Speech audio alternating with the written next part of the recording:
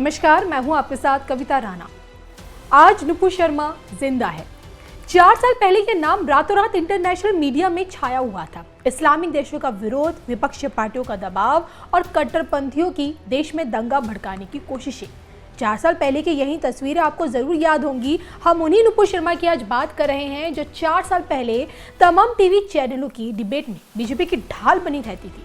भारतीय टेलीविजन चैनलों का जाना पहचाना चेहरा हुआ करती थी और लगभग हर शाम टीवी चैनलों पर अपने राजनीतिक प्रतिद्वंदियों के साथ बहस करती या विरोधियों पर तीखे कटाक्ष करती हुई दिखती थी। और उनका विरोधियों का आईना दिखाने का यही अंदाज देश के प्रधानमंत्री नरेंद्र मोदी जी को भी काफी भाता था। तभी तो उनके एक टीवी डिबेट पर टिप्पणी करते हुए खुद पीएम मोदी ने उन्हें शेरनी, बहादुर और निडर लड़ाका कहा था। और आज जब देखिए यही शेरनी पब्लिक प्लेटफॉर्म पर वापस लौटी है तो खुद के अब तक जीवित रहने के पीछे पीएम मोदी का नाम इन्होंने ले लिया है। एक बार फिर देश की इस शेरनी का दुनिया के आगे दर्द छलका है। एक बार फिर देश की शेरनी ने देश को आईना दिखाने का काम भी किया है और एक बार फिर देश की शेरनी ने सरतन से जुदा गैंग की हकीकत भी दिखाई है। और इसी पर देखिए आज की सबसे स्पेशल रिपोर्ट। हिंदू सम्मेलन से दहाड़ी देश की शेरनी, 4 साल बाद अपने पुराने अंदाज में नुपुर शर्मा, संघ समेत मोदी शाह पर बड़ा खुलासा। देखिए सिर्फ धर्म ज्ञान पर। आपको याद दिला दें कि 2022 में एक टीवी डिबेट में बतौर पार्टी राष्ट्र प्रवक्ता शामिल हुई नुपुर शर्मा ने पैगंबर पर विवादित टिप्पणी कर दी थी। उन्होंने पैगंबर और उनकी तीसरी पत्नी आयशा के बारे में विवादास्पद बयान दे दिया था, जिसके बाद देश में बड़ा बवाल मचा। मुस्लिम देशों ने इस बयान की कड़ी निंदा की, मोदी सरकार पर दबाव बनाने की भी कोशिश की और देश भर की कई जगहों पर हिंसा भी हुई और विपक्ष पार्टियां तो नुपुर शर्मा के इस्तीफे पर अड़ गई। कट्टरपंथियों द्वारा नुपुर शर्मा को जान से मारे जाने की धमकियां भी मिलने लगी और समय की इसी नजाकत को समझते हुए नुपुर शर्मा ने माफी भी मांगी और बाद में पार्टी से उन्हें 6 साल के लिए सस्पेंड कर दिया गया। अब देखिए ना कि 4 सालों में नुपुर शर्मा को ना चाहकर भी खुद को अंडरग्राउंड करना पड़ा, पब्लिक प्लेटफॉर्म से खुद को दूर रखना पड़ा, भारतीय राजनीति से गायब रही और ऐसा लगा कि मानो हिंदुओं के हक के लिए लड़ने वाली देश की यही शेरनी कहीं अचानक से गायब हो गई है। और अब जब यही शेरनी वापस लौटी है तो उसकी एक दहाड़ ने कट्टरपंथियों के सीने चीर दिए हैं। मंच पर आकर नुपुर शर्मा ने जो अपनी आप बीती सुनाई है उसमें पहली दफा पीएम मोदी, गृह मंत्री अमित शाह, इन 2 बड़े राजनेताओं का नाम उन्होंने ले लिया है। दरअसल मंच था दिल्ली चैप्टर की तरफ से आयोजित महिला सम्मेलन का और इसी सम्मेलन से नुपुर शर्मा ने अपनी आप बीती पर बोलते हुए खुद के जिंदा रहने का श्रेय पीएम मोदी और गृह मंत्री अमित शाह दोनों को दिया। खुलकर उन्होंने ये बात कही, मेरे से ज्यादा शायद कष्टदायी जीवन कोई बहन नहीं जी रही होगी।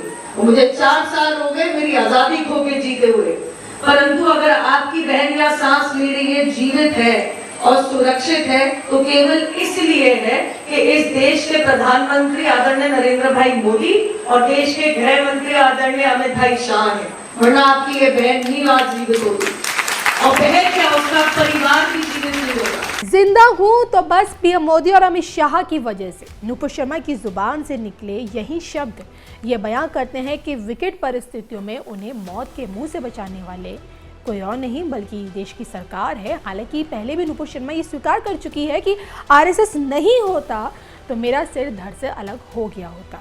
ऐसे में देखिए सवाल यही उठता है कि अब जब पब्लिक प्लेटफॉर्म पर नुपुर शर्मा नजर आने लगी है तो क्या पार्टी में उनकी वापसी उनके साथ होने वाला इंसाफ है? इसको लेकर सत्य साधु से अपनी एक खास पहचान बनाने वाले एक्स मुस्लिम सोनिया रहमान का क्या कुछ कहना है, धर्म ज्ञान पर सुनिएगा जरूर। यही वद जिहाद के हिंदू राष्ट्र की आवाज है। ऑफ कोर्स, क्योंकि अगर हिंदुओं को बचना है तो हिंदुओं को जागना है और साथ में सरकार को भी साथ देना है। नहीं तो जो बांग्लादेश में हो रहा है कि हिंदू कट रहा है, उसका घर जल रहा है, दीपू चंद्रदास जल रहा है, या फिर 1971 में जिस तरीके से पाकिस्तानी जनरल बोला था कि इन हिंदू औरतों को इतना बलात्कार करो कि आने वाला नस्ल मुस्लिम पैदा हो, ये चीज़ इंडिया में भी होगा। जब भी उन लोगों को हम मौका देंगे फिर दोबारा